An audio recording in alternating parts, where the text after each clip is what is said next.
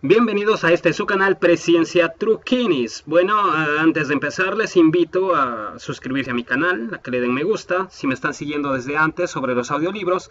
Y bueno, ya saben todo lo que tienen que hacer. Sin más preámbulos y más introductorios, empecemos con esta segunda parte del audiolibro Cerebro de Pan, escrita por el Dr. David Perlmutter. Empecemos. Segunda parte. Rehabilita tu cerebro de pan.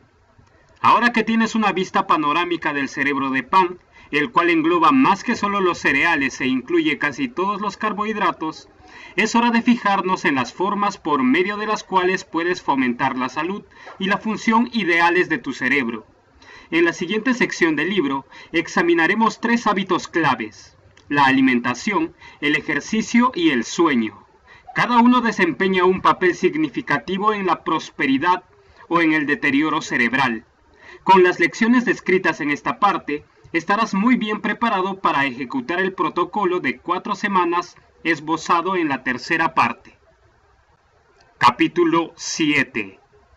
Hábitos alimenticios para tener un cerebro óptimo. Buenos días, ayuno. Grasas y suplementos esenciales. Ayuno para tener una mayor eficiencia física y mental. Platón. El tamaño de nuestro cerebro, en comparación con el resto del cuerpo, es una de las características que más nos distinguen de otros mamíferos. Por ejemplo, el elefante tiene un cerebro que pesa 7.5 kilogramos, el cual hace parecer diminuto al nuestro de 1,5 kilos.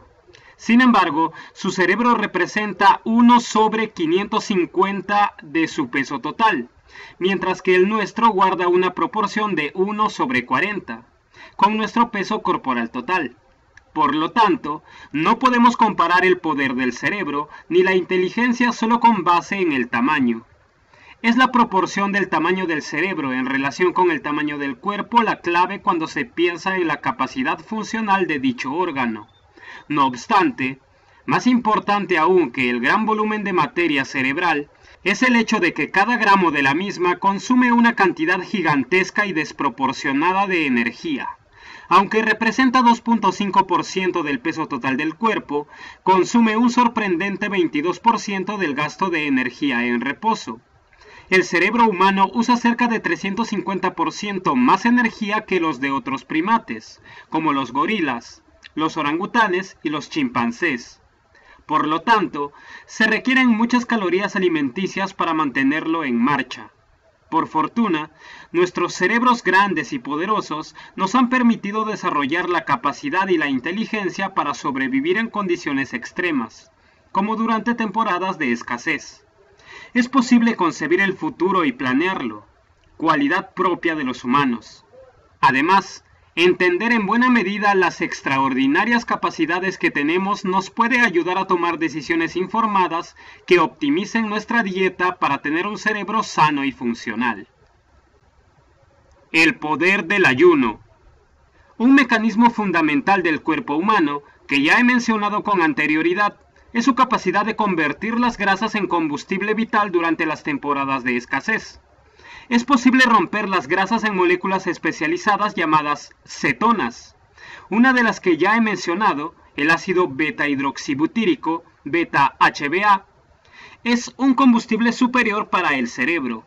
Lo anterior no solo proporciona argumentos convincentes sobre los beneficios de un ayuno intermitente para nutrir el cerebro, por contradictorio que parezca, sino que también sirve para explicar una de las cuestiones más candentes de la antropología. ¿Por qué nuestros parientes neandertales desaparecieron hace 30.000 o 40.000 años? Aunque es conveniente y hasta dogmático aceptar que los neandertales fueron borrados de la Tierra por el inteligente Homo sapiens, muchos científicos ahora creen que es probable que la escasez de alimentos tuviera un papel mucho más predominante en su desaparición. Es posible que los neandertales no hubieran tenido la resistencia mental para perseverar porque carecían de las reacciones bioquímicas que utilizan grasa para alimentar el cerebro. A diferencia del de otros mamíferos, nuestro cerebro puede usar una fuente alternativa de calorías durante periodos de escasez. Por lo regular, nuestro consumo diario de comida abastece al cerebro de glucosa para usarla como combustible. Entre comidas, nuestro cerebro recibe un flujo continuo de glucosa que se forma al descomponer el glicógeno, sobre todo el del hígado y el de los músculos. Sin embargo, los almacenes de glicógeno solo pueden aportar la glucosa con la que cuentan y, una vez que se agotan, el metabolismo cambia para que seamos capaces de crear nuevas moléculas de glucosa a partir de aminoácidos tomados de proteínas que se encuentran sobre todo en los músculos. Este proceso tiene a bien llamarse gluconeogénesis. Viéndolo por el lado positivo, añade la glucosa necesaria al sistema. Sin embargo, por el lado negativo, sacrifica los músculos existentes, y la descomposición muscular no es precisamente algo bueno para un cazador o un recolector hambriento. Por fortuna, la fisiología humana nos ofrece otro tipo de reacción para encender y activar el cerebro. Cuando ya no hay comida disponible, después del tercer día, el hígado empieza a usar la grasa del cuerpo para crear dichas cetonas. Entonces, el beta-HBA sirve como fuente de combustible de alta eficiencia para el cerebro. Dicha fuente alternativa de combustible ayuda a reducir nuestra dependencia de la gluconeogénesis y, por lo tanto, nos permite preservar la masa muscular. Además de todo esto, el profesor George F. Cahill, de la Escuela de Medicina de la Universidad de Harvard, afirma: hay estudios recientes que demuestran que el ácido beta-hidroxibutírico, la principal cetona presente en el cuerpo, no solo actúa como combustible, sino como supercombustible que produce con mucha mayor eficiencia ATP que glucosa. También ha protegido a las neuronas en cultivos tisulares contra la exposición a toxinas asociadas con el Alzheimer o el Parkinson. Ciertamente, tanto el Dr. Cahill como otros investigadores han determinado que el ácido beta-HBA, que se obtiene con facilidad si agregamos aceite de coco a la dieta, mejora la función antioxidante, aumenta la cifra de mitocondrias y estimula la formación de nuevas neuronas. En el capítulo 5 exploramos la necesidad de reducir la ingesta calórica para incrementar la producción del BDNF, como medio para estimular la creación de nuevas neuronas y mejorar la función de las existentes. La idea de reducir de manera sustancial la ingesta calórica diaria no resulta atractiva a muchos, a pesar de ser una herramienta poderosa no solo para mejorar la función cerebral, sino también la salud. Sin embargo, el ayuno intermitente, que implica una restricción absoluta de comida durante 24 a 72 horas en intervalos regulares a lo largo del año, es mucho más manejable, cosa que recomiendo y abordo el protocolo de ayuno del capítulo 10. Las investigaciones han demostrado que muchas de las reacciones genéticas que brindan salud y fortalecen el cerebro y que son activadas por la restricción calórica se ponen en marcha de manera similar a través del ayuno, así sea por periodos de tiempo relativamente cortos. Lo anterior se contrapone a la mentalidad convencional que indica que el ayuno desacelera el metabolismo y obliga al cuerpo a entrar en modo de inanición y a almacenar grasa. Por el contrario, el ayuno da al cuerpo beneficios que le permiten acelerar y mejorar la pérdida de peso, por no mencionar el impacto positivo que tiene en la salud del cerebro. El ayuno no solo pone en marcha la maquinaria genética para la producción del BDNF, sino que también infunde poder a la reacción de la NRF2, lo cual tiene como consecuencia una desintoxicación poderosa, la disminución de la inflamación y el aumento en la producción de antioxidantes que protegen el cerebro.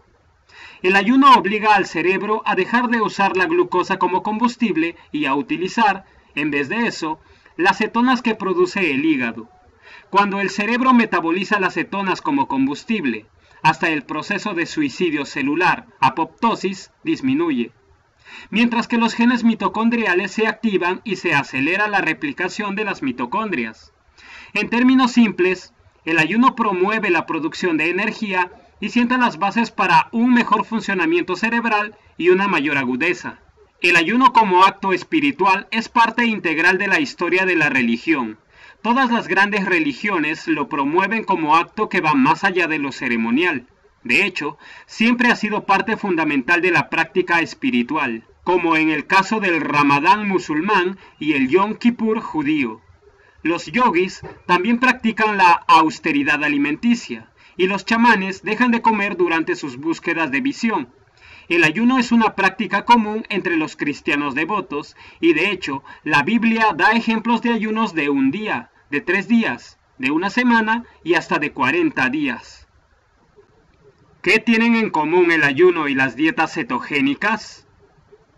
¿Qué pasa cuando reduces de manera sustancial tu ingesta de carbohidratos y consumes en su mayoría calorías de grasa? Acabo de explicar los beneficios del ayuno, el cual estimula al cerebro a convertir la grasa en combustible en forma de cetonas. Cuando se sigue una dieta baja en carbohidratos y rica en grasas saludables y proteínas, se suscita una reacción similar. Esto es la base del protocolo alimenticio de cerebro de pan. A lo largo de la historia hemos recurrido a la grasa como una fuente alimenticia con alta densidad calórica que nos mantuvo delgados y nos funcionaba bien cuando éramos cazadores y recolectores. Como ya sabes, el consumo de carbohidratos estimula la producción de insulina, lo cual deriva en producción y acumulación de grasa, y en una menor capacidad para quemarla. De hecho, cuando consumimos carbohidratos estimulamos una enzima llamada lipoproteína lipasa, que tiende a llevar la grasa hacia las células. Y la insulina que secretamos con su consumo empeora las cosas al activar las enzimas que atan con fuerza la grasa a nuestras células grasas. Como ya he descrito, cuando quemamos grasas en lugar de carbohidratos, entramos en un estado de cetosis, que no tiene nada inherentemente malo, pues nuestros cuerpos están equipados para esta situación desde el instante en que empezamos a habitar la Tierra. De hecho, un estado de cetosis leve es saludable. Cuando recién nos levantamos en la mañana, presentamos una cetosis leve, cuando el hígado está movilizando la grasa corporal para usarla como combustible. Tanto el corazón como el cerebro funcionan con 25% más eficiencia al estar expuestos a cetonas que a azúcar en la sangre. Las neuronas saludables prosperan cuando son alimentadas por las cetonas. Ciertas células tumorales en el cerebro solo funcionan a base de glucosa, por lo que el tratamiento estándar para un glioblastoma, GBM, uno de los tumores cerebrales más agresivos, es la cirugía, la radiación y la quimioterapia. Siendo honestos, los resultados de estos tratamientos no son ideales. Sin embargo, aprovechándose de que las células del GBM solo usan glucosa y no cetonas, el doctor Giulio Zuccoli, de la Escuela de Medicina de la Universidad de Pittsburgh, esbozó la teoría de que una dieta cetónica puede resultar efectiva para tratar los GBM sin descartar los tratamientos convencionales. De hecho, publicó un reporte de caso de un paciente con GBM a quien trató con una dieta cetogénica que dio resultados impresionantes. Si dicha dieta es capaz de prolongar la vida de un enfermo de cáncer, ¿qué puede hacer por un individuo sano? Una dieta meramente cetogénica obtiene entre 80 y 90% de las calorías de las grasas y el resto de los carbohidratos y las proteínas.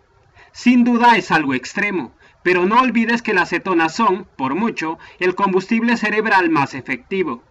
En 1921, cuando Russell Wilder, de la Clínica Mayo, desarrolló la dieta cetogénica, en términos generales proponía un consumo exclusivo de grasas.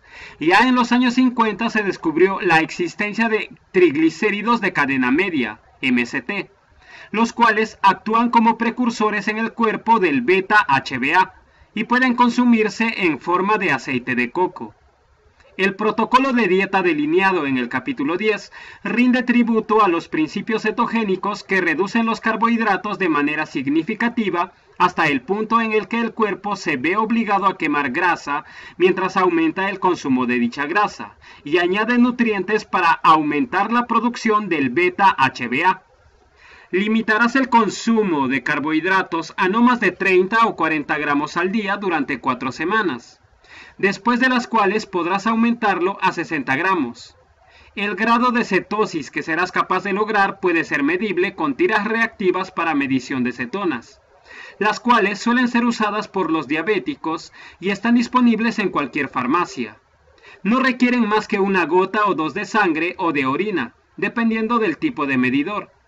Para darte información inmediata sobre el nivel de cetosis que has alcanzado, busca niveles bajos de cetosis en el rango de 5 a 15.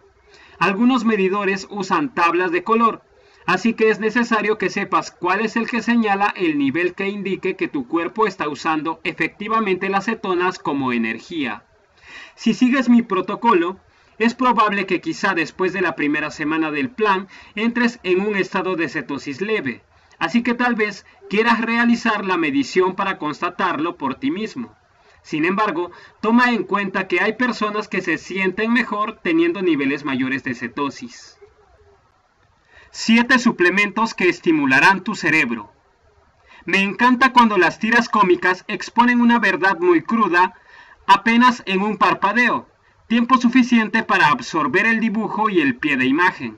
La dieta alta en carbohidratos que le receté desde hace 20 años le provocó diabetes, tensión arterial alta y problemas cardíacos. Ups.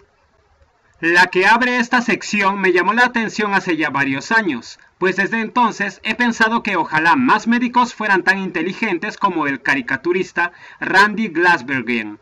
Tomando en cuenta todos los datos científicos que he acumulado desde que se publicó este dibujo en 2004, podríamos agregar a la leyenda y la preparó para padecer una enfermedad neurológica.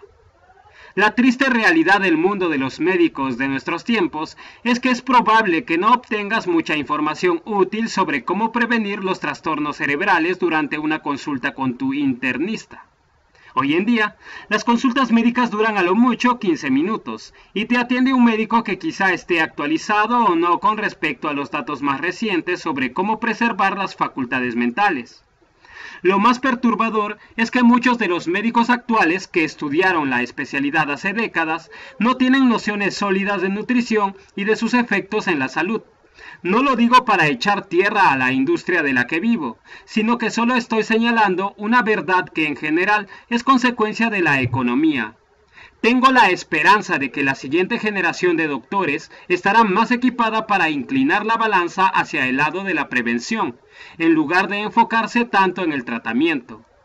Esto me lleva a los suplementos alimenticios que recomiendo para subsanar el problema. En el capítulo 10 encontrarás información sobre dosis exactas e instrucciones acerca de cuándo tomarlos de manera cotidiana. DHA. Como ya he mencionado, el ácido docohexaenoico, DHA, es una estrella en el reino de los suplementos. El DHA es un ácido graso omega 3 que representa más del 90% de las grasas omega 3 presentes en el cerebro. La mitad del peso de la membrana del plasma de las neuronas está compuesta de DHA. Además, es un componente clave del tejido cardíaco. Podría dedicarle un capítulo entero, pero te ahorraré tantos detalles. Basta decir que el DHA es uno de los amigos mejor estudiados que protegen el cerebro. Suelo preguntar a otros médicos durante mis conferencias cuál creen que es la mayor fuente de DHA en la naturaleza. He escuchado todo tipo de respuestas: aceite de hígado de bacalao, aceite de salmón, aceite de anchoas. Algunos se aventuran a decir que el aceite de linaza o el aguacate, pero de hecho ninguno de los dos contienen DHA adecuado. La fuente más rica de DHA en la naturaleza es la leche materna humana. Eso explica por qué suele reiterarse la importancia de amamantar para la salud neurológica y el desempeño futuro del infante. Hay bastantes suplementos de DHA de alta calidad en el mercado, además de que existen más de 500 productos alimenticios enriquecidos con este ácido graso. En realidad, no importa si compras DHA derivado de aceite de pescado o de algas, aunque sugiero que optes por el segundo si eres vegetariano. Resveratrol. La magia detrás de los beneficios a la salud de beber una copa de vino tinto al día tiene mucho que ver con este componente natural que se encuentra en las uvas, el cual no solo desacelera el envejecimiento, mejora el flujo de sangre al cerebro y promueve la salud del corazón, sino que también refrena las células grasas al inhibir su desarrollo. Ahora bien, no obtendrás suficiente resveratrol de una copa de vino. De ahí la necesidad de tomar un suplemento con dosis mayores para cosechar sus beneficios. Dado que esta molécula milagro protege a las células contra un rango notable de enfermedades, con frecuencia se le publicita como asistente del sistema inmunológico en la defensa del cuerpo. En la última década hemos descifrado cómo es posible esto, en gran medida gracias al trabajo del Dr. David Sinclair, de Harvard, quien descubrió la capacidad que tiene este suplemento de activar ciertos genes llamados sirtuinas, los cuales afectan la longevidad. En 2010, un equipo de científicos de la Universidad de Northumbria, en el Reino Unido, publicó un estudio en el American Journal of Clinical Nutrition que justamente discutía por qué el resveratrol puede ser tan efectivo para optimizar la función cerebral. En él explicaban que le dieron resveratrol a 24 estudiantes y registraron el incremento en la irrigación cerebral mientras realizaban distintas tareas mentales. Mientras más difícil era la tarea, mejor el efecto del resveratrol. Sigue estando sujeto a discusión si esto implica o no que todos deberíamos tomar resveratrol antes de embarcarnos en un proyecto serio, como un examen o una entrevista. Sin embargo, por ahora sabemos que podemos hacer un bien a nuestro cerebro si agregamos una dosis modesta de este compuesto al día. Nótese que dije modesta. Aunque las investigaciones previas señalaban que se requerían grandes dosis para cosechar los beneficios, lo que equivaldría a beber cientos de botellas de vino, investigaciones más recientes demuestran sin lugar a dudas que dosis más bajas, hasta de 4.9 miligramos al día, tienen efectos positivos. Cúrcuma. La cúrcuma, Curcuma longa, miembro de la familia del jengibre, es sujeto de intensas investigaciones científicas, muchas de las cuales evalúan las actividades antiinflamatorias y antioxidantes que derivan de su ingrediente activo, la curcumina. La cúrcuma es el condimento que le da al curry su color amarillo y, como ya mencioné, se ha usado durante miles de años en la medicina china e india como remedio natural para una serie de afecciones. En un reporte publicado en el American Journal of Epidemiology, los investigadores estudiaron la asociación entre el nivel de consumo de curry y la función cognitiva de ancianos asiáticos. Quienes comían curry de manera ocasional y con frecuencia o con mucha frecuencia, obtuvieron evaluaciones mucho mejores en pruebas específicas diseñadas para medir la función cognitiva que quienes nunca o rara vez lo consumían. Una de las armas secretoras de la curcumina es su capacidad para activar genes que producen una amplia gama de antioxidantes, los cuales sirven para proteger nuestras preciadas mitocondrias. Asimismo, mejora el metabolismo de la glucosa. Todas estas propiedades ayudan a reducir los riesgos de desarrollar trastornos neurológicos, a menos de que prepares muchos platillos a base de curry. Es probable que no obtengas suficiente cúrcuma en tu dieta cotidiana. Probióticos. Las impresionantes investigaciones realizadas en los últimos años han demostrado que consumir alimentos ricos en probióticos, microorganismos que ayudan a la flora intestinal del cuerpo, puede influir en el comportamiento del cerebro y ayudar a aliviar el estrés, la ansiedad y la depresión.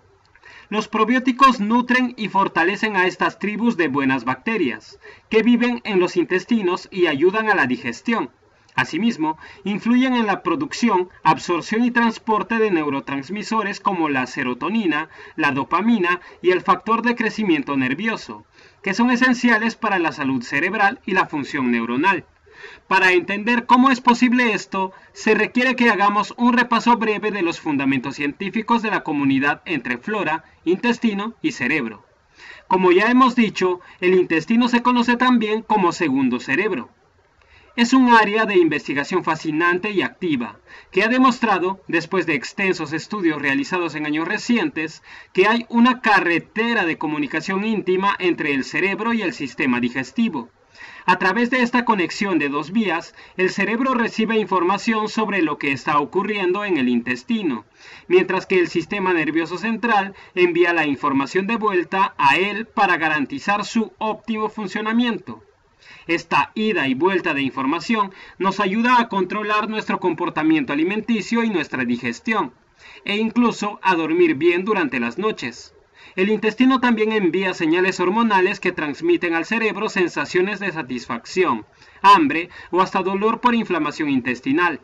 En el caso de enfermedades y padecimientos que afectan el sistema digestivo, como una celiaquía no controlada, síndrome de colon irritable o enfermedad de Crohn, el intestino puede tener una gran influencia en nuestro bienestar, en la manera en que nos sentimos, en que tan bien dormimos, en cuánta energía tenemos, en cuánto dolor sentimos e incluso en cómo pensamos. Los investigadores están buscando cuál es el papel que desempeña algunas cepas de bacterias intestinales en la obesidad, en los trastornos gastrointestinales inflamatorios y funcionales, en el dolor crónico y en el autismo y la depresión, así como la influencia que tienen en nuestras emociones. Este sistema es tan intrincado e influyente que la salud intestinal podría tener más injerencia en nuestra percepción de la salud general de lo que hemos imaginado. La información que se procesa ahí y se envía al cerebro tiene todo que ver con la sensación de bienestar. Por lo tanto, si podemos dar apoyo a este sistema consumiendo las principales sustancias que colaboran con él, es decir, bacterias intestinales saludables, ¿por qué no hacerlo? Aunque muchos alimentos, como yogurts y varias bebidas, han sido fortificadas con probióticos, por lo regular también vienen cargadas de azúcar excesiva. Lo ideal es que lo obtengas a través de un suplemento que te ofrezca una variedad de distintas cepas, al menos 10, incluidas Lactobacillus acidophilus y Bifidobacteria, y que contenga al menos 10 millones de bacterias activas por cápsula. Aceite de coco. Como ya he dicho, el aceite de coco puede ayudar a prevenir y a tratar algunos estados de trastornos neurodegenerativos. Es un supercombustible para el cerebro que además reduce la inflamación. Basta con beber una cucharadita o usarlo para la preparación de alimentos. Este aceite es termoestable, así que puedes cocinarlo a altas temperaturas. En la sección de recetas te daré algunas ideas sobre cómo usarlo en la cocina. Ácido alfa-lipoico. Este ácido graso se encuentra en todas las células del cuerpo, donde se le necesita para producir la energía necesaria para las funciones normales del cuerpo. Es capaz de cruzar la barrera hematoencefálica y funciona como un antioxidante poderoso en el cerebro, en tejidos tanto grasos como acuosos. En la actualidad, los científicos lo están investigando como tratamiento potencial para prevenir las apoplejías y otros padecimientos del cerebro que involucran el daño ocasionado por los radicales libres, como la demencia. Aunque el cuerpo puede producir cantidades adecuadas de este ácido graso, nuestro estilo de vida moderno y la prevalencia de una dieta inadecuada implican que necesitamos consumirlo en forma de suplemento. Vitamina D. Se ha hecho mal en nombrar la vitamina D porque en realidad no es una vitamina, sino una hormona esteroidea soluble en grasa. Aunque la mayoría de la gente la asocia solo con la salud ósea y con los niveles de calcio, de ahí que suele adicionársele a la leche. Esta tiene efectos mucho más extensos en el cuerpo, sobre todo en el cerebro. Ahora sabemos que en todo el sistema nervioso central hay receptores de vitamina D, y también que ayuda a regular las enzimas en el cerebro y en el líquido cefalorraquídeo, implicadas en la producción de neurotransmisores, además de que estimula el crecimiento de los nervios. Tanto los estudios de laboratorio como los realizados en animales han indicado que la vitamina D protege a las neuronas del daño causado por los radicales libres y reduce la inflamación. Permíteme compartirte algunos hallazgos clave. 1. Los reportes demuestran que el riesgo de deterioro cognitivo se reduce 25% en individuos con niveles más elevados de vitamina D. Individuos con una deficiencia grave en uno de estos estudios demostraron tener 60% más probabilidades de padecer un deterioro cognitivo en los 6 años durante los cuales se les dio seguimiento. 2. Un estudio realizado durante 7 años entre 498 mujeres demostró que quienes tenían una ingesta mayor de vitamina D enfrentaban un riesgo 77% menor de desarrollar Alzheimer. 3. Cuando se evaluó el estado mental de 858 adultos entre 1998 y 2006, se encontró un deterioro sustancial de las funciones cerebrales en individuos con una deficiencia grave de vitamina D. 4. Múltiples estudios vinculan los niveles bajos de vitamina D con el riesgo de desarrollar Parkinson y de una recaída en pacientes con esclerosis múltiple. Además, hay investigaciones que demuestran que un incremento de 5 nanogramos sobre mililitro en los niveles de vitamina D en la sangre se correlaciona con una disminución de 16% de recaídas en pacientes con esclerosis múltiple. 5. Desde hace mucho se ha demostrado en la literatura médica que los niveles bajos de vitamina D contribuyen a la depresión y hasta a la fatiga crónica. Se requieren cantidades adecuadas de esta hormona para que las glándulas suprarrenales ayuden a regular una enzima necesaria para la producción de dopamina, epinefrina y norepinefrina, hormonas cerebrales fundamentales que influyen en el estado de ánimo, el manejo del estrés y la energía. Se sabe que algunas personas con depresión leve a grave han experimentado mejorías radicales solo con ayuda del suplemento de vitamina D. Corregir la falta de vitamina D puede llevar varios meses de consumo del suplemento, pero hacerlo mejorará de manera significativa toda tu química corporal, desde la salud ósea hasta la mental, y hasta tu sensibilidad a la insulina. Mi protocolo alimenticio también te enseñará cuáles son buenas fuentes de vitamina D en la naturaleza, como los peces de agua fría y los champiñones. Capítulo 8. Medicina genética. Ejercita tus genes para tener un mejor cerebro. Examen sorpresa. ¿Qué te hará más inteligente y menos propenso a desarrollar trastornos neurológicos? ¿Será la opción A, completar un rompecabezas complejo, o la opción B, salir a caminar? Si elegiste A, no seré duro contigo, pero te sugeriré que primero salgas a caminar, lo más rápido que puedas, y luego te sientes a resolver aquel difícil rompecabezas. Resulta que la respuesta correcta es B. El simple acto de mover el cuerpo será más útil para el cerebro que una adivinanza, una ecuación, una novela policíaca o hasta pensar. El ejercicio tiene numerosos efectos en la salud del cuerpo, sobre todo en el cerebro, y desempeña un papel importante en el mundo de la epigenética.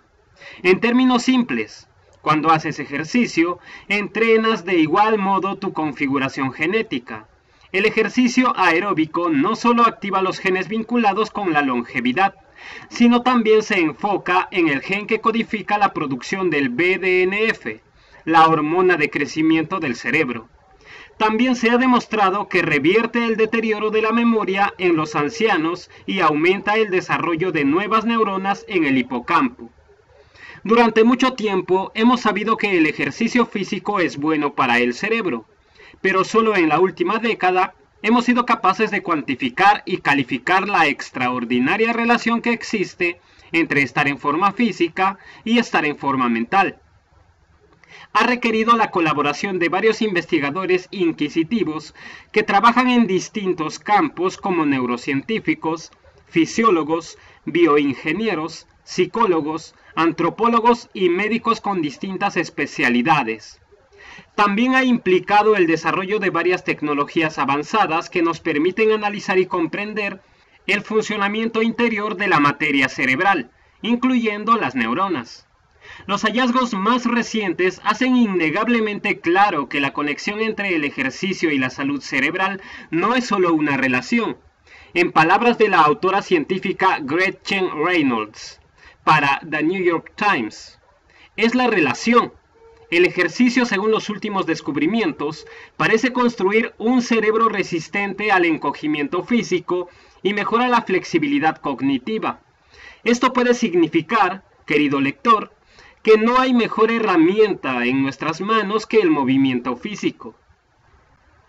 La magia del movimiento. Como seres humanos, siempre hemos sido activos físicamente, hasta hace muy poco. La tecnología moderna nos ha dado el privilegio de llevar una vida sedentaria, pues casi todo lo que necesitamos en estos tiempos está disponible sin que tengamos que esforzarnos demasiado, mucho menos salir de la cama. Sin embargo, nuestro genoma evolucionó durante millones de años en un estado de desafío constante, desde el punto de vista físico, para encontrar alimento. De hecho, nuestro genoma espera que hagamos ejercicio aeróbico con frecuencia, pues lo requiere para sustentar la vida. Pero por desgracia, muy pocos de nosotros respetamos dicha exigencia hoy en día y las consecuencias se reflejan en las altas tasas de mortalidad y de enfermedades crónicas. La idea de que el ejercicio puede hacernos más inteligentes ha intrigado no solo a los investigadores tradicionales que trabajan en laboratorios biomédicos, sino también a los antropólogos que buscan las claves del desarrollo de la humanidad a lo largo de milenios. En 2004, la revista Nature publicó un artículo de los biólogos evolucionistas Daniel E. Lieberman, de Harvard, y Dennis M. Bramble, de la Universidad de Utah, quienes argumentan que hemos sobrevivido tanto a lo largo de la historia gracias a nuestras proezas atléticas. Fueron nuestros ancestros cavernícolas quienes lograron escapar de los depredadores y cazar presas valiosas para comer, lo cual les permitió sobrevivir, producir alimentos y generar energía para reproducirse. Es una hipótesis maravillosa. Estamos diseñados para ser atletas, de modo que vivamos lo suficiente como para procrear.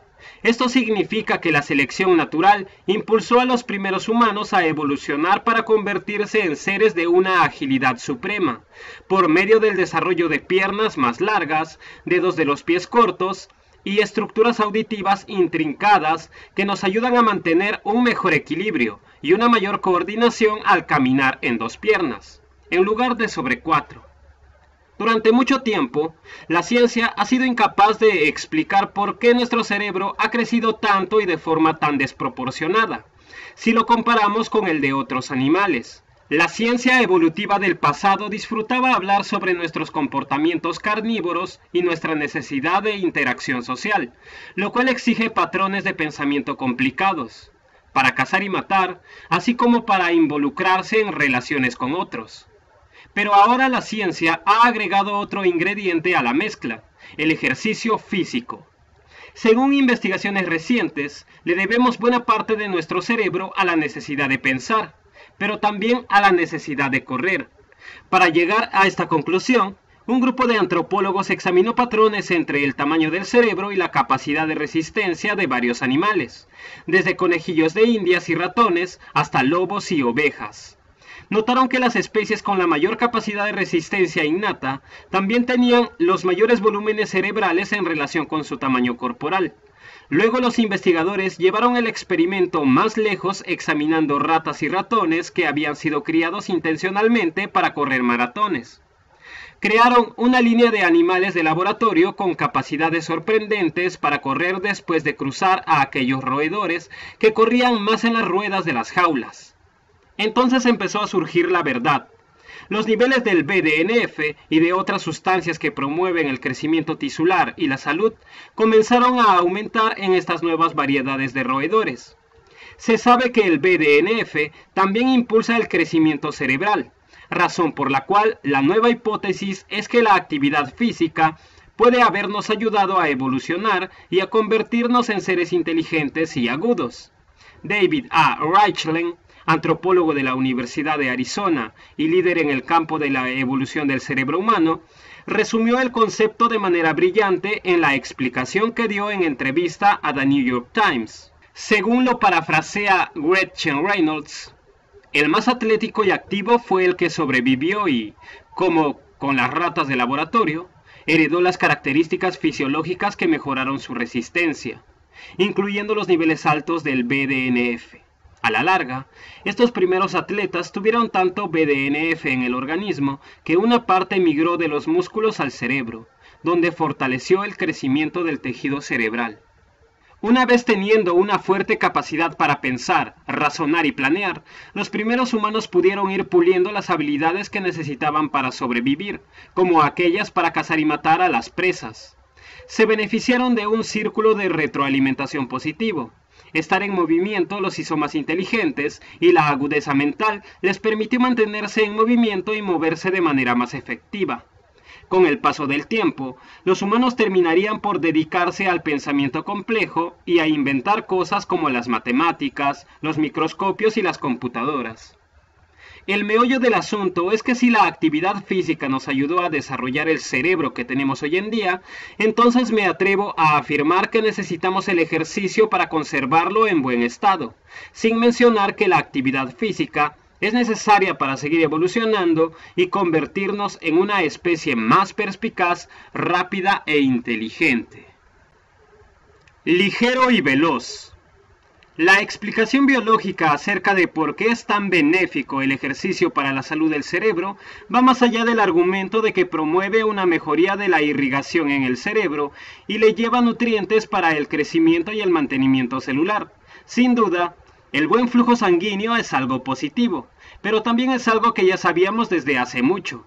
Los hallazgos más recientes detrás de lo mágico que es el movimiento para proteger y preservar la función cerebral son impresionantes.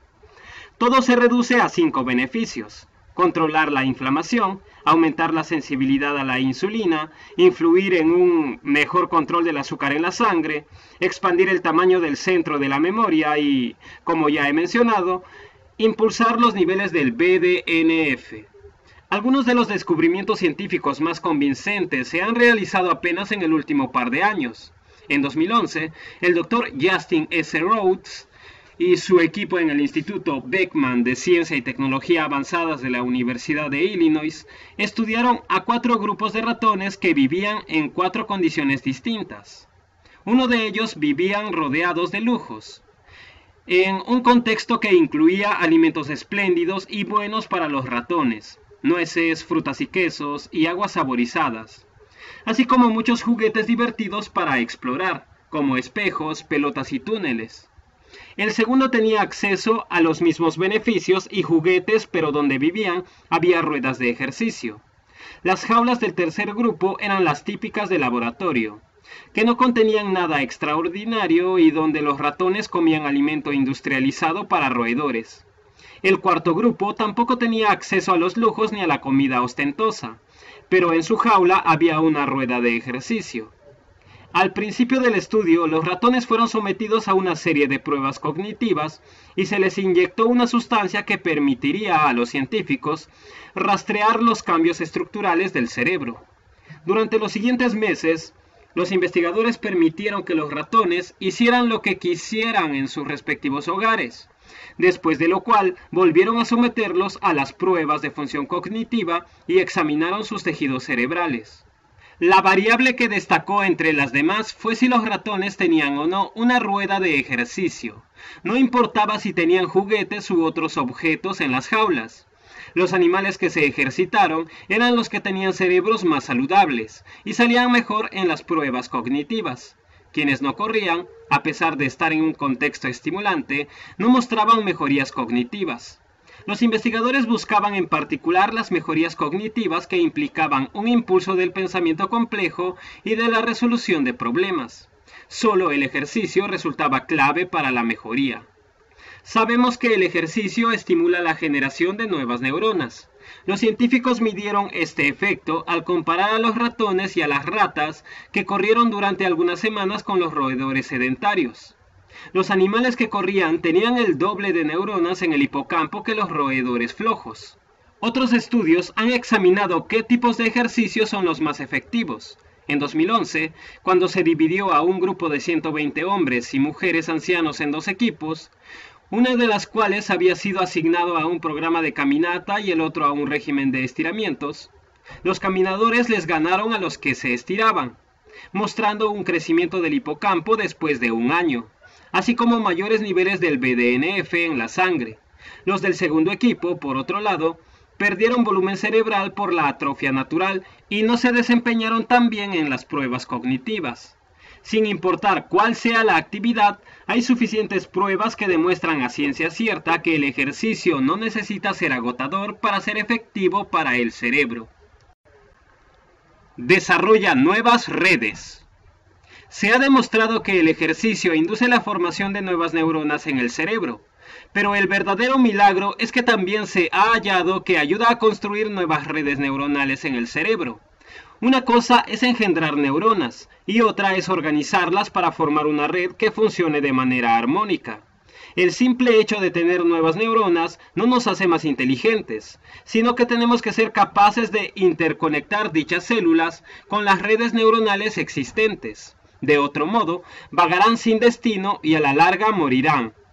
Una forma de hacerlo es aprender algo nuevo.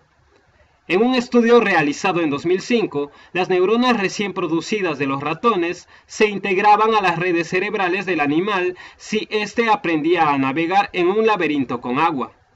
Esta tarea requiere más poder cognitivo que capacidad física, pero los investigadores también notaron que las células nuevas se limitaban a lo que podían hacer. Por ejemplo, no podían ayudar al ratón a realizar otras tareas cognitivas fuera del laberinto. Para ello, los roedores tendrían que hacer un esfuerzo físico que motivaría a esas nuevas células a volverse vivaces y ágiles a nivel cognitivo. Ahí yace el beneficio secreto del ejercicio. Vuelve a las neuronas vivaces y capaces de realizar varias tareas. No sabemos cómo facilita el ejercicio la renovación mental a nivel molecular, pero sabemos que el BDNF influye en el fortalecimiento de las células y de los axones, así como en el robustecimiento de las conexiones entre neuronas y en la detonación de la neurogénesis. Esta incrementa la capacidad del cerebro de aprender cosas nuevas, lo que a su vez fortalece a las nuevas neuronas y a las redes neuronales. Recuerda también que los mayores niveles del BDNF se asocian con una disminución del apetito. Por lo tanto, esto ofrece otra motivación para realizar ejercicio a los individuos que tienen problemas para controlar su apetito. Después de entender la relación entre el BDNF y el ejercicio, los científicos han estado examinando el efecto de la actividad física en personas con riesgo de padecer trastornos cerebrales, o que ya los padecen. En un artículo reciente, publicado en el Journal of the American Medical Association, el profesor Nicola Lauter-Schlöger de la Universidad de Australia Occidental halló que los ancianos que hicieron ejercicio físico de manera regular durante un periodo de 24 semanas mostraron una mejoría de 1800% en los parámetros de memoria, capacidad lingüística, atención y otras funciones cognitivas importantes, en comparación con un grupo control. El grupo que hizo ejercicio gastó cerca de 142 minutos a la semana en actividades físicas que en promedio son 20 minutos al día. Los investigadores atribuyeron estas mejorías a un mejor flujo sanguíneo, al crecimiento de nuevos vasos sanguíneos, a la formación de nuevas células y a la plasticidad cerebral acrecentada. En un estudio similar, investigadores de Harvard identificaron una fuerte asociación entre ejercicio y función cognitiva en mujeres de la tercera edad y concluyeron: de este gran estudio prospectivo de mujeres de la tercera edad, los niveles elevados de actividad física regular a lo largo se asociaban de manera estrecha con mayores niveles de función cognitiva y con menos deterioro cognitivo. En particular, los beneficios cognitivos aparentes de una mayor actividad física fueron similares a los de alguien 3 años más joven y se asociaron con un riesgo 20% menor de disfunción cognitiva. Cuando el cuerpo se involucra en actividades físicas, se conjuntan múltiples efectos. Para empezar, el ejercicio es un antiinflamatorio potente, al activar la reacción de la NRF2, descrita previamente. El ejercicio físico activa los genes que suprimen la inflamación, cosa que puede medirse en un laboratorio. Una y otra vez se ha documentado que la proteína reactiva C, marcador de la inflamación que suele usarse en el laboratorio, es menor entre quienes tienen una rutina de ejercicio. Asimismo, el movimiento físico mejora la sensibilidad a la insulina y ayuda a mantener el equilibrio de azúcar en la sangre y a reducir la glicación de las proteínas. Sabemos que es así por la gran cantidad de estudios sobre los efectos del ejercicio de la hemoglobina A1C. En uno de ellos, en particular los investigadores, les dijeron a 30 participantes que no hicieran cambios en su estilo de vida, mientras que pusieron a otros 35 en un régimen de ejercicio 3 veces por semana. El grupo control no participó en ningún tipo de actividad física. Después de la semana 16, la hemoglobina A1C del grupo que hizo ejercicio disminuyó 0.73, mientras que el grupo control aumentó 0.28. Para poner estas cifras en contexto, si tu hemoglobina A1C era 6, una reducción de 0.73 causada por el ejercicio representa una disminución de 12% de hemoglobina A1C, lo cual compite con los medicamentos para tratar la diabetes. No se requiere mucho para causar impacto. De acuerdo, el ejercicio le hace bien al cuerpo y al cerebro, pero ¿cuánto? ¿Qué tan riguroso? Las tareas domésticas y las actividades diarias, como hacer la jardinería y sacar la basura, también cuentan. Para responder estas preguntas, veamos un estudio del proyecto de memoria y envejecimiento de la Universidad Rush. Cuando el Dr. Aaron S. Buchman examinó los efectos del ejercicio físico diario en el riesgo de desarrollar Alzheimer, encontró diferencias sustanciales entre la gente relativamente sedentaria y quienes realizaban varios tipos de actividades, incluyendo actos sencillos como cocinar, lavar los platos, jugar cartas, empujar una silla de ruedas y limpiar. Logró mantener registro de los niveles de actividad de las personas con un mecanismo tecnológico novedoso que se usa en la muñeca para detectar y cuantificar el movimiento. La edad promedio de estos individuos sin demencia era de 82 años. De los 716 participantes originales, 71 desarrollaron Alzheimer en los siguientes 3.5 años en promedio en los que se les dio seguimiento. Los resultados del estudio revelaron que los individuos que conformaban el 10% que hacía menor actividad física al día tenían un riesgo 230% mayor de desarrollar Alzheimer, en comparación con aquellos que conformaban el 10% que hacía mayor actividad física. Cuando se evaluó la información en términos de intensidad de la actividad física, los resultados eran aún más reveladores. Al comparar a la gente en el 10% inferior de intensidad de actividad física con los individuos en el 10% superior, el Dr. Buchman y su equipo hallaron que el riesgo de padecer Alzheimer casi se triplicaba entre quienes hacían el menor esfuerzo. Con justa razón, el Dr. Buchman afirmó en sus conclusiones que no podemos subestimar el poder de actividades de bajo costo y de fácil acceso que no tienen efectos secundarios y que no se clasificarían como ejercicio formal. Las meras acciones de la vida diaria pueden proporcionarnos, a cualquier edad, beneficios de protección al cerebro. Elige un juego. Claramente no es necesario que te hagas el propósito de subir el Monte Everest, ni que entrenes para una competencia de resistencia. Sin embargo, es obligatorio que de manera regular realices ejercicio que te acelere el corazón. Aunque son pocos los estudios que han encontrado beneficios cognitivos entre la gente mayor que solo levanta pesas, la mayoría de las investigaciones realizadas hasta la fecha, así como todos los experimentos llevados a cabo con animales, han involucrado correr u otras actividades aeróbicas como nadar, andar en bicicleta, hacer caminatas o senderismo al menos 5 días a la semana durante 20 minutos por sesión. Sé que el ejercicio no está en la cima de las prioridades de la mayoría de las personas, pero espero que la evidencia que te he proporcionado en este capítulo te motive a repensar tus actividades si aún no tienes una rutina de entrenamiento. Te pediré que le dediques una semana del programa a enfocarte en este aspecto importante de tu vida y que empieces a ejercitarte regularmente si no lo haces aún. Si ya tienes una rutina, dedica esa semana a aumentar la duración y la intensidad de los entrenamientos, o intenta hacer algo distinto. Capítulo 9. Buenas noches, cerebro. Equilibra la leptina para controlar tu reino hormonal. Termina cada día antes de empezar el siguiente, y coloca entre ambos un sólido muro de sueño. Ralph Waldo Emerson. Cuando Samuel, un corredor de bolsa de 48 años, llegó a mi consultorio a finales del otoño, me pidió que optimizara su salud. No era la primera vez que me hacían una solicitud tan vaga, pero sabía a qué se refería. Quería que llegara al fondo de su miseria y lo llevara a un lugar de salud vibrante en el que nunca antes había estado. Es una gran exigencia para cualquier médico, pero algo en su hinchado rostro al instante me dio una pista sobre cuál podía ser el problema. Empecé a llenar su historial médico y a preguntarle cuáles eran sus dolencias principales. Tenía antecedentes de mala función tiroidea, para lo cual tomaba medicamentos. Decía que tenía una vida muy estresante, pero calificaba como buena su salud general. No tenía mucho que declarar en cuanto a problemas médicos previos. Sin embargo, curiosamente mencionó que su hijo había sido intolerante a los alimentos sólidos durante su infancia y que le habían diagnosticado celiaquía. Discutimos a profundidad su problema tiroideo. Resultó que tenía una enfermedad autoinmune conocida como tiroiditis de Hashimoto. causada por una activación anormal del sistema inmune que lo hace atacar la glándula tiroidea.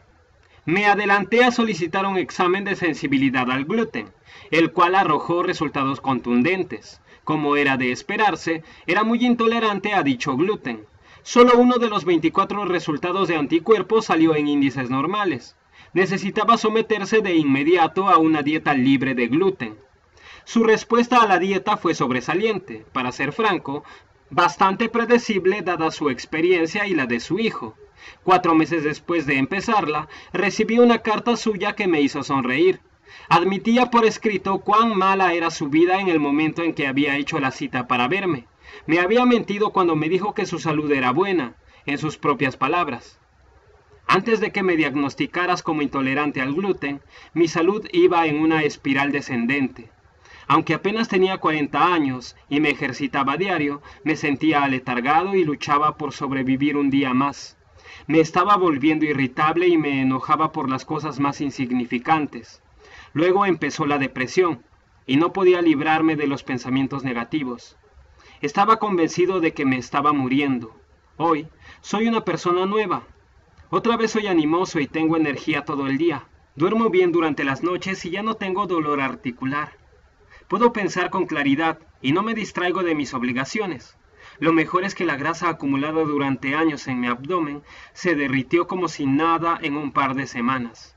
Gracias por ayudarme a recuperar mi vida. A pesar de que Samuel no mencionó sus problemas para dormir en la primera consulta, yo tenía el presentimiento de que había padecido insomnio durante algún tiempo. Se veía exhausto y ostentaba todas las señales de quien no ha dormido bien durante mucho tiempo. Para muchos de mis pacientes, antes de ser tratados, la falta de sueño les parece tan normal que se les olvida cómo es pasar una buena noche hasta que vuelven a experimentarlo. Quizás Samuel pensó que dormir toda la noche no era más que un beneficio extra de llevar una dieta sin gluten, pero era más que eso. En el momento en que tuvo un sueño refrescante noche tras noche, empezó a reconstruirse a nivel hormonal, emocional, físico y hasta espiritual, dejando de lado todos los problemas con el gluten y hasta su trastorno tiroideo. Puedo afirmar sin lugar a dudas que tener un sueño regular y reconstituyente lo ayudó a revertir sus padecimientos y a llevarlo al lugar que tanto anhelaba, el de la salud óptima. La mayoría de las personas no valora lo suficiente los beneficios de una buena noche de sueño, pero es una de las pocas ventajas de la vida que es del todo gratis, además de ser esencial para el bienestar. Como lo verás a continuación, es una herramienta fundamental para prevenir el deterioro cerebral. La ciencia del sueño. En la última década, la ciencia del sueño ha sido una de las favoritas de los medios de comunicación por buenas razones. Hoy en día, entendemos mejor que nunca lo importante que es dormir desde una perspectiva científica. Los exámenes, tanto de laboratorio como clínicos, demuestran que casi cualquier sistema del cuerpo se ve afectado por la calidad y la calidad de sueño que recibe el cuerpo, sobre todo el cerebro. Entre los beneficios demostrados están que dormir determina cuánto comemos, cuán rápido va nuestro metabolismo, cuánto engordamos o adelgazamos, si podemos enfrentar las infecciones, cuán creativos o sagaces somos, qué tan bien manejamos el estrés, cuán rápido somos capaces de procesar la información y qué tan bien podemos organizarnos y almacenar recuerdos. Tener un sueño adecuado, lo cual para la mayoría de la gente significa dormir al menos 7 horas seguidas, también influye en nuestros genes. A principios de 2013, un grupo de científicos ingleses descubrió que privarse de sueño durante una semana alteraba la función de 711 genes, incluyendo algunos implicados en el estrés, la inflamación, la inmunidad y el metabolismo. Cualquier cosa que afecte de manera negativa dichas funciones corporales fundamentales tiene un impacto en el cerebro. Dependemos de estos genes para generar una provisión constante de proteínas que reemplacen y reparen el tejido dañado. Así que si dejan de funcionar después de una semana de dormir mal, eso dice mucho del poder que tiene el buen sueño en nuestra vida. Aunque no nos demos cuenta de los efectos secundarios que provoca esto a nivel genético, sin duda experimentamos los otros síntomas del insomnio crónico: confusión, pérdida de memoria, niebla cerebral, baja inmunidad, obesidad, enfermedades cardiovasculares, diabetes y depresión. Todos estos padecimientos se vinculan de manera particular con el cerebro. También en fechas recientes hemos aprendido que en realidad son pocas las personas que duermen lo suficiente como para cubrir las verdaderas necesidades del cerebro. Cerca de 10% de los estadounidenses sufre de insomnio crónico, mientras que 25% afirma no dormir lo suficiente en algunas ocasiones. Además de las horas de sueño, los expertos ahora se concentran en la calidad del mismo en términos de su capacidad para restaurar las funciones cerebrales. ¿Es mejor dormir bien durante 6 horas o dormir mal durante 8? Uno pensaría que este tipo de pregunta es fácil de responder y que sabemos todo acerca de algo que hacemos durante buena parte de nuestra vida. Sin embargo, la ciencia sigue intentando descifrar el misterio del sueño y cómo afecta de distinta manera a hombres y mujeres. Mientras escribía este capítulo, se publicó una investigación sobre los sorprendentes efectos del sueño en el hambre. Al parecer, las hormonas influidas por la falta de sueño son distintas en hombres y en mujeres. Aunque el resultado es el mismo en ambos sexos, una inclinación a comer de más, lo que en el fondo provoca el hambre no es igual para cada uno de ellos. En el caso de los hombres, la falta de suficiente sueño provoca una elevación de los niveles de grelina, una hormona que estimula el apetito. En el caso de las mujeres, los niveles de grelina no cambian por la falta de sueño, pero sí se ven afectados los del GLP-1, una hormona que suprime el apetito.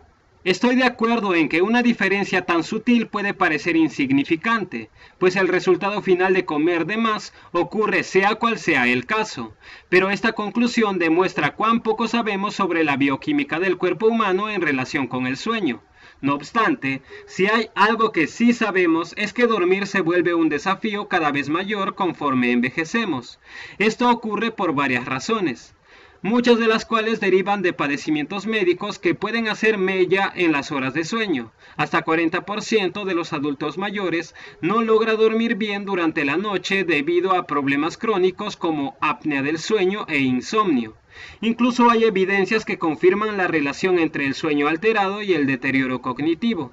Christine Jaffe, psiquiatra de la Universidad de California en San Francisco, estudia a personas con un riesgo elevado de desarrollar trastornos cognitivos y demencia. En su clínica de trastornos de la memoria ha observado una tendencia común en las quejas de los pacientes: la dificultad para dormirse y para mantenerse dormidos. Afirman sentirse cansados durante el día y tener que recurrir a tomar siestas. Cuando Jaffe llevó a cabo una serie de estudios que analizaron en más de 1.300 adultos mayores de 75 años de edad durante un periodo de 5 años, notó que quienes padecían trastornos a la hora de dormir, como apnea del sueño, tenían más del doble de probabilidades de desarrollar demencia años después. Quienes experimentaban interrupciones del ritmo circadiano natural o se despertaban durante la noche, también tenían mayores riesgos de desarrollar dicho padecimiento. Los ritmos circadianos son fundamentales para el bienestar. Cuando tenemos como 6 semanas de nacidos, todos establecemos este patrón de actividad repetitiva asociada con los ciclos del día y de la noche que conservamos durante el resto de nuestras vidas. Al igual que los amaneceres y los atardeceres, estos ritmos se repiten burdamente cada 24 horas. Tenemos muchos ciclos que coinciden con el día solar de 24 horas, desde el de dormir y despertar hasta los patrones determinados de nuestro transcurrir biológico. El aumento y la disminución de hormonas, las fluctuaciones de la temperatura corporal y el ir y venir de ciertas moléculas que fomentan nuestra salud y nuestro bienestar. Cuando nuestro ritmo no está en sincronía con el día solar de 24 horas, nos sentimos enfermos o cansados. Cosa que ocurre, por ejemplo, cuando viajamos y cruzamos zonas horarias y obligamos al cuerpo a adaptarse lo más pronto posible a un ciclo nuevo.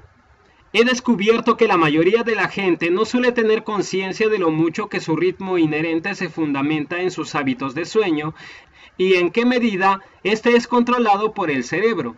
El ciclo natural de sueño y vigilia regula casi todo en nuestra vida, si tomamos en cuenta que los patrones de secreciones hormonales se ciñen a él. Un ejemplo primordial es la temperatura corporal, la cual disminuye un poco después del mediodía como consecuencia de una coreografía de ciertas hormonas, lo que explica el sosiego de la tarde. Alcanza su punto máximo en la tarde y luego empieza a bajar durante la noche. En las primeras horas del día alcanza su punto más bajo, justamente cuando otro patrón cíclico empieza a llegar a la cima y cuando los niveles de cortisol alcanzan su punto máximo en la mañana para luego ir disminuyendo durante el día. Quienes trabajan de noche y por lo tanto tienen patrones irregulares de sueño debido a sus responsabilidades laborales, viven por eso mismo con más riesgo de albergar enfermedades potencialmente graves. No por nada en el mundo laboral le llaman el turno de la muerte. La próxima vez que te sientas extrañamente cansado, voluble, sediento, hambriento, torpe, olvidadizo o hasta alerta, agresivo y excitado, examina tus hábitos de sueño recientes y es posible que encuentres la respuesta. Basta decir que necesitamos un patrón regular y confiable de vigilia, así como un sueño refrescante para regular nuestras hormonas. Podrían escribirse volúmenes y volúmenes sobre las hormonas del cuerpo, pero para los fines de esta discusión y, sobre todo, para explicar el vínculo entre el sueño y la salud mental, nos enfocaremos en una de las hormonas más devaluadas e ignoradas, la leptina, dado que en esencia coordina las reacciones inflamatorias del cuerpo y ayuda a determinar nuestros antojos de azúcar. No se puede hablar de la salud cerebral sin tomar en cuenta esta hormona importante, la cual se ve muy afectada por los patrones de sueño.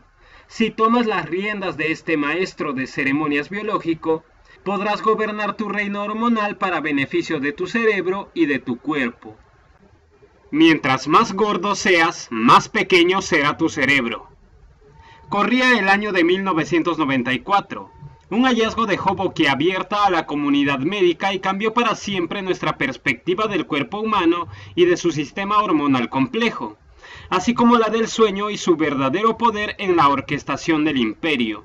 Justamente cuando creíamos que habíamos descubierto todas las hormonas y sus funciones, hallamos una nueva cuya existencia desconocíamos. Se le denominó leptina, la cual resulta que no es una hormona cualquiera, sino que, al igual que la insulina, es una de las principales y en última instancia influye en todas las demás y controla casi todas las funciones del hipotálamo. En esa parte del cerebro habita tu dinosaurio interno, es decir, se trata de una estructura ancestral que data de antes de la existencia de la humanidad, que se localiza justamente en medio de la cabeza y que es responsable de las actividades rítmicas y de una amplia gama de funciones fisiológicas, desde el hambre hasta el sexo.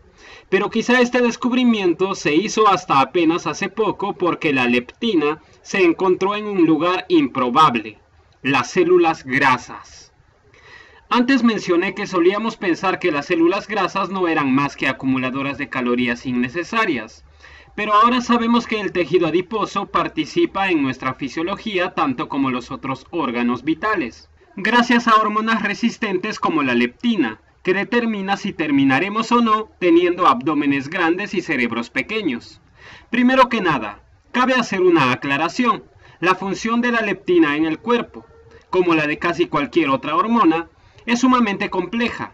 De hecho, el sistema hormonal entero es intrincado en extremo. Hay un sinnúmero de interrelaciones y describirlas excede los propósitos de este libro.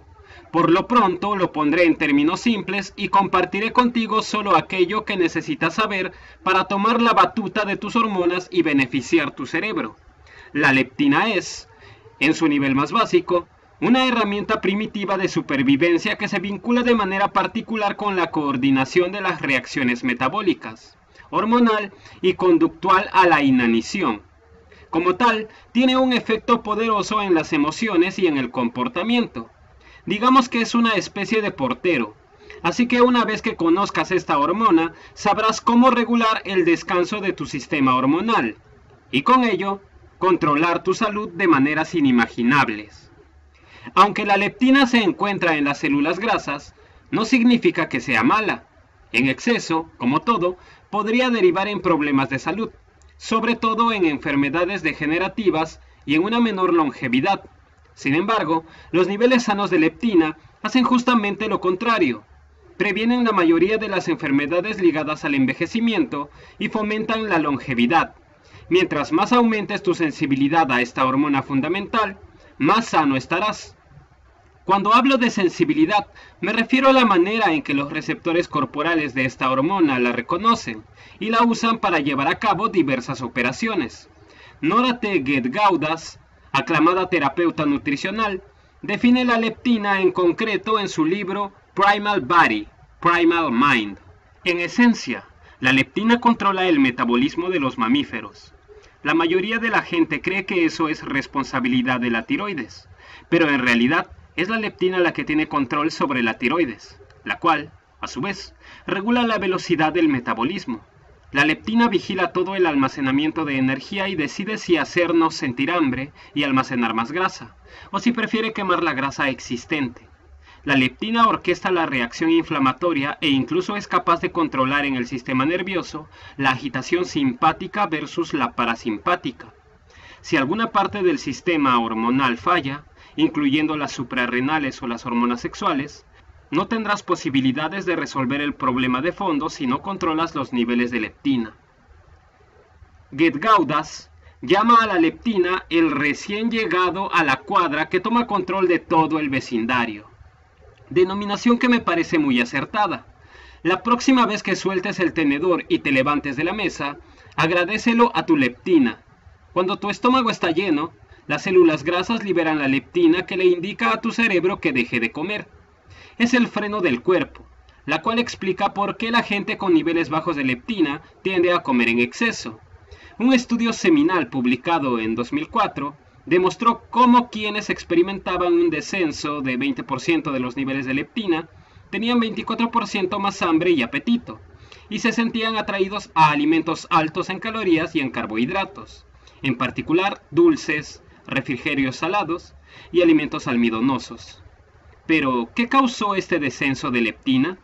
La respuesta es la siguiente: la falta de sueño.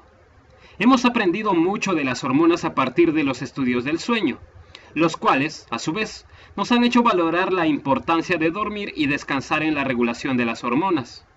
La leptina y la insulina tienen mucho en común, aunque tienden a antagonizarse entre sí. Ambas son moléculas que fomentan la inflamación, pero la leptina es una citosina inflamatoria, además de que desempeña un papel fundamental en los procesos inflamatorios del cuerpo. Por si fuera poco, controla la creación de otras moléculas inflamatorias en el tejido graso de todo el cuerpo y ayuda a explicar por qué la gente con sobrepeso u obesidad es susceptible de padecer problemas inflamatorios, incluyendo aquellos que aumentan de manera sustancial el riesgo de desarrollar trastornos cerebrales, problemas de salud mental y enfermedades neurodegenerativas. Tanto la insulina como la leptina son los amos y señores de la cadena jerárquica del cuerpo, por lo que los desequilibrios de estas hormonas tienden a formar una espiral descendente y a causar estragos en casi cualquier sistema del cuerpo, más allá de los que son controlados directamente por estas hormonas. Es más, la leptina y la insulina se ven influidas de manera negativa por cosas similares, y sus principales transgresores son los carbohidratos. Mientras más refinado y procesado esté el carbohidrato, más enloquecen los niveles de leptina y de insulina. Antes expliqué que el abuso continuo de los carbohidratos sobre la inyección de insulina del páncreas y el equilibrio del azúcar en la sangre a la larga deriva en una resistencia a la insulina. Lo mismo ocurre con la leptina. Cuando el cuerpo está sobrecargado y abrumado por sustancias que provocan disparos continuos de leptina, los receptores de esta hormona empiezan a apagarse, por lo cual te vuelves resistente a ella. Dicho de otro modo, los receptores dejan de escuchar el mensaje de dicha hormona, ceden el control y te dejan vulnerable a enfermedades y posteriores disfunciones. Así que, aunque aumenten los niveles de leptina, esta ya no funciona, pues no le puedes señalar al cerebro que está lleno para que dejes de comer. Por lo tanto, si no eres capaz de controlar tu apetito, tendrás más riesgo de subir de peso y de terminar siendo obeso, lo cual, en consecuencia, aumenta tu riesgo de padecer trastornos neurológicos. Hay estudios que demuestran que los niveles elevados de triglicéridos, característicos también de una dieta alta en carbohidratos, provocan resistencia a la leptina. No hay un solo medicamento o suplemento en el planeta que equilibre los niveles de leptina, pero dormir mejor, así como comer mejor, bastará. ¿Eres resistente a la leptina? Todos debemos hacernos esta pregunta. Por desgracia, millones de personas califican como miembros distinguidos del club de los resistentes a la leptina. Es casi un hecho que lo eres si llevas una dieta alta en carbohidratos y no duermes bien. En el libro La dieta Rosedale, escrito por Ron Rosedale y Carol Coleman, se lleva a cabo un repaso de la importancia de la leptina en el control del peso y se enumeran los síntomas de resistencia, muchos de los cuales son compartidos por la resistencia a la insulina.